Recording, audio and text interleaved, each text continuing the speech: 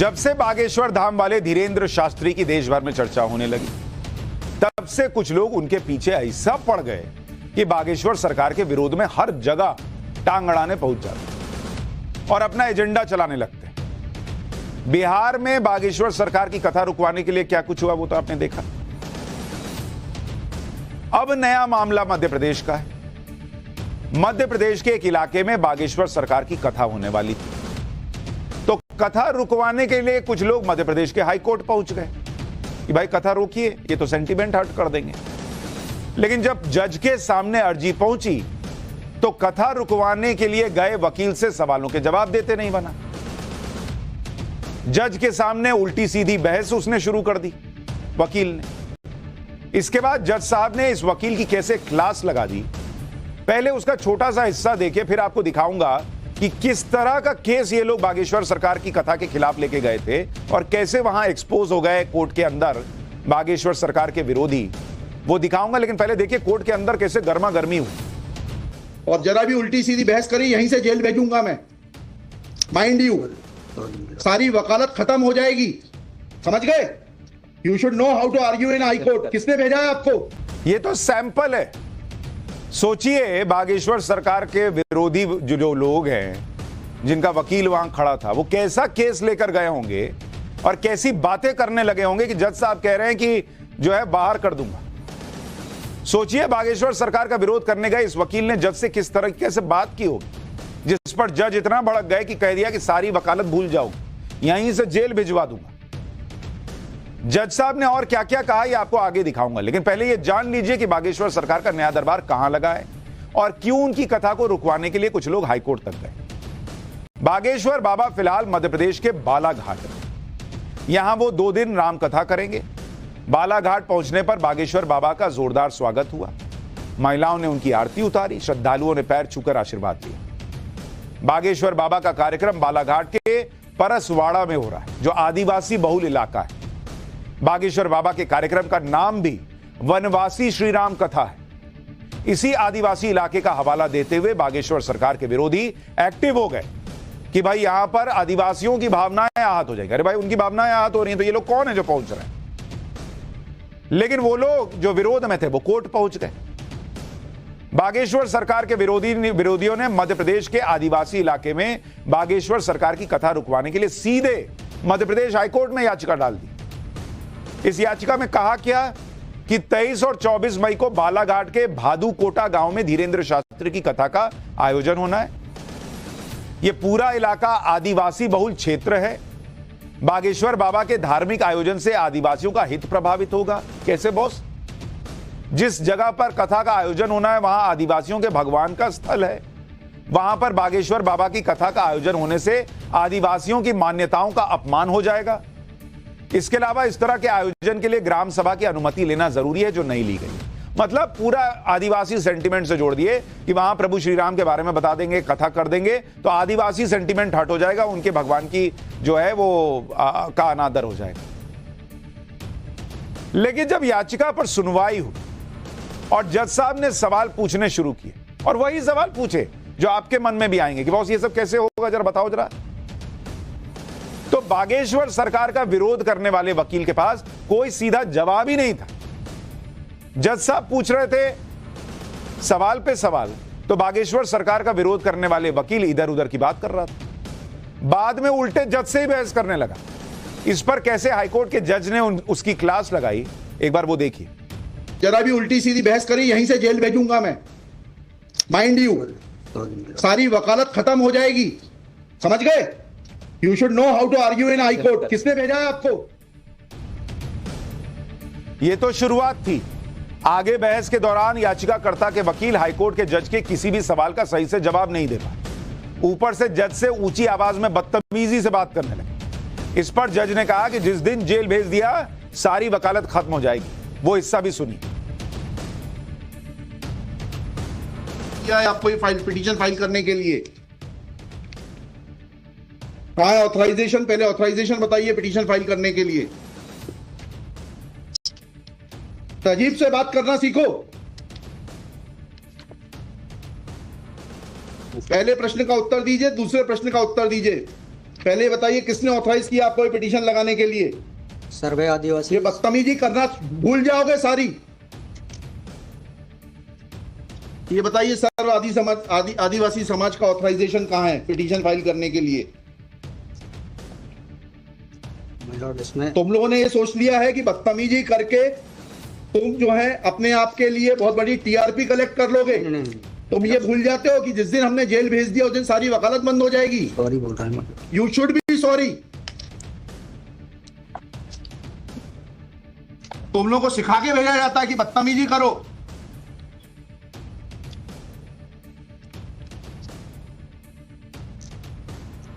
प्रश्न का उत्तर नहीं दो और बदतमीजी करोगे। और फिर बोलते हो आप सुन नहीं रहे। हम पिटीशन पढ़ के आते हैं, हमें मालूम है क्या सवाल पूछना है।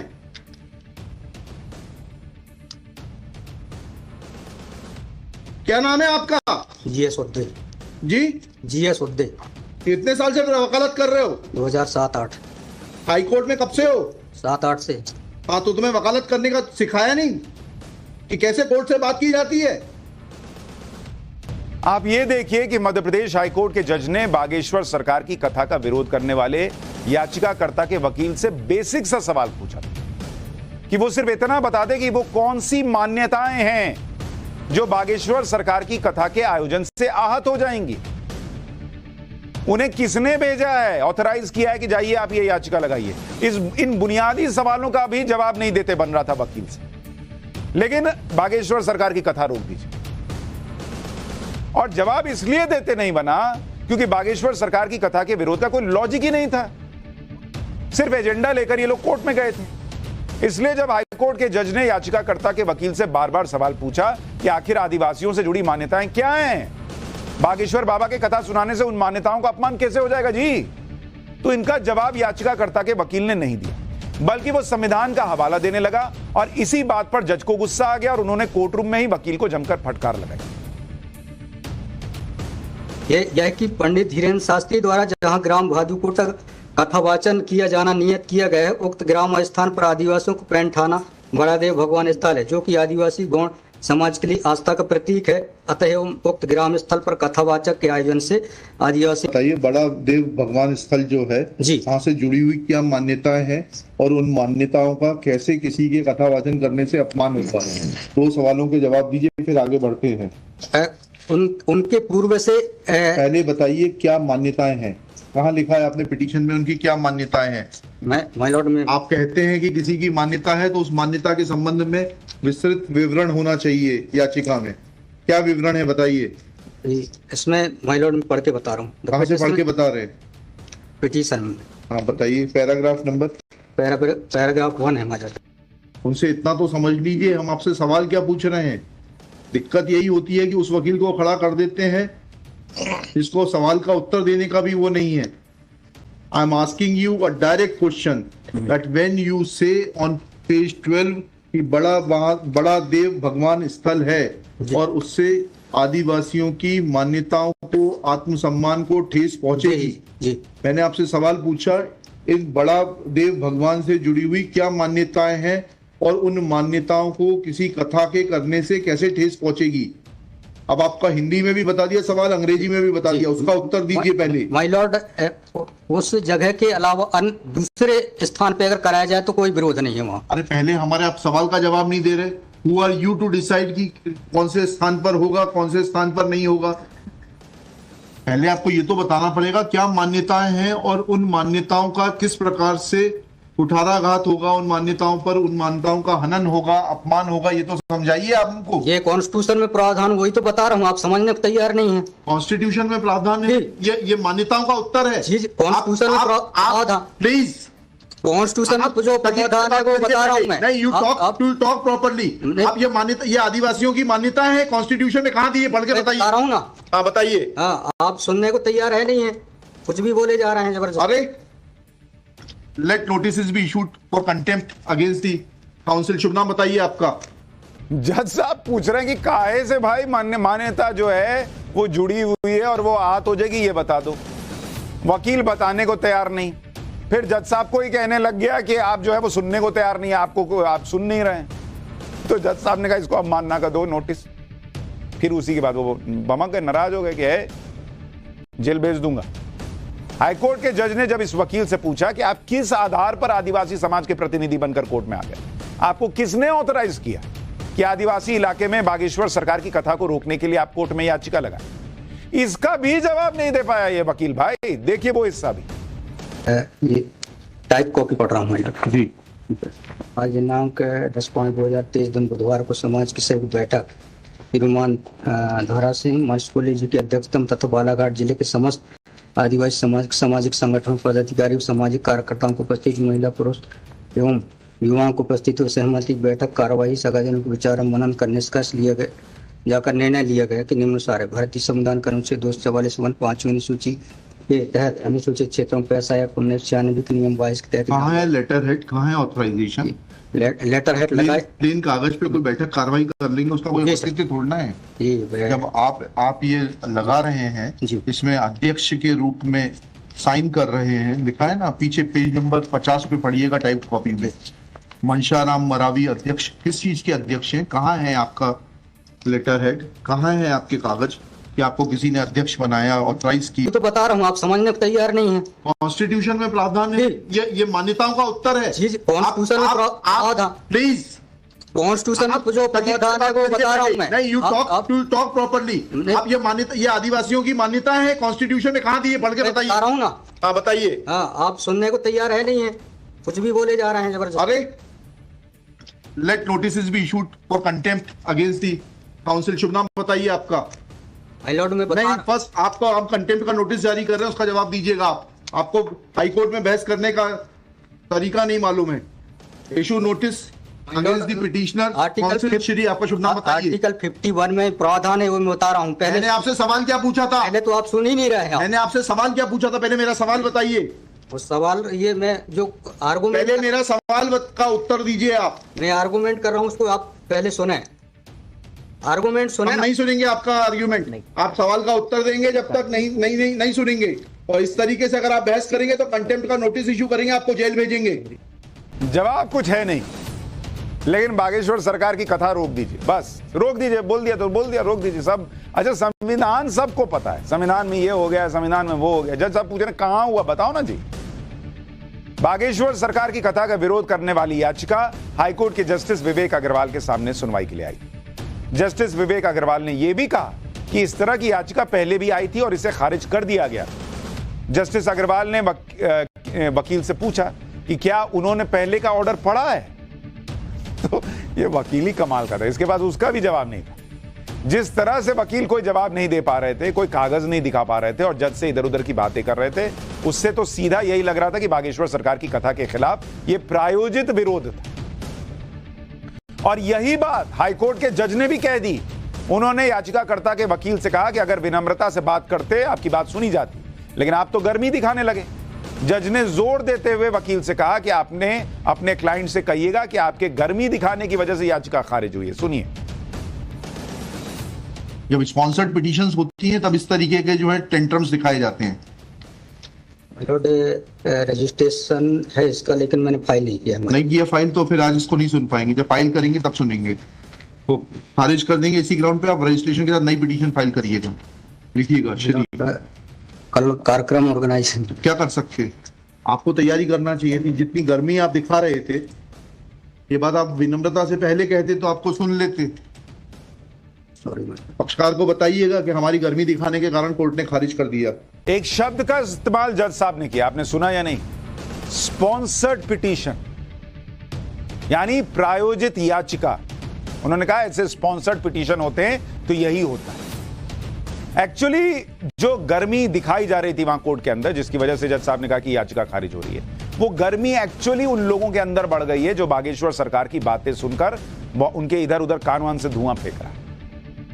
बागेश्वर सरकार के खिलाफ फर्जी और प्रायोजित एजेंडा चलाने में कुछ लोग जुटे हुए हैं, लेकिन बागेश्वर सरकार को इससे फर्क ही नहीं पड़ता, क्योंकि वो अपने मिशन पर हैं और ये मिशन है हिंदू समाज को एकजुट करना। बालाघाट में रामकथा के जरिए बागेश्वर बाबा ये संदेश दे रहे हैं कि वनवासी और आदिवासी समाज सनातन के ही अंग हैं। अब आपको समझ में आ गया क्यों याचिका लगाई गई थी कि वहां पे मत कीजिए, कहीं और कर लीजिए, आदिवासी बहुल इलाके में मत कीजिए। क्योंकि बागेश्वर सरकार कह रहे हैं कि आदिवासी भी सनातन का हिस्सा है, इससे लोगों को दिक्कत हो जाती है। मेरे इंटरव्यू में भी उन्होंने कहा था भगवान राम ने आदिवासियों का सम्मान किया था और शबरी के झूठे बेर खाए थे। बागेश्वर बाबा ने कथा की शुरुआत में ही हाईकोर्ट में जाकर उनका विरोध करने वालों का भी जिक्र किया। बागेश्वर बाबा ने क्या कहा, सुन लीजिए एक बार। जी, रानी दुर्गावती जी, श्री सीताराम भगवान की, बागेश्वर धाम की, नमः पार्वती पते, हर हर महादेव, बालाघाट के पागलों की, कथा यजमानों की, कथा में सहयोग करने वालों की, और हाई कोर्ट में जाके विरोध करवे वालन की भी, नमः पार्वती पते, हर हर महादेव। तो उन्होंने जो लोग हाईकोर्ट में जाकर विरोध कर रहे थे उनके भी मजे ले लिए कि उनकी भी जय। बागेश्वर बाबा से कुछ लोग इसलिए परेशान हैं क्योंकि बागेश्वर बाबा की लोकप्रियता बहुत तेजी से बढ़ रही है। अब देखिए, मध्य प्रदेश के सागर में बाबा की कथा में केरल से भी लोग आए थे।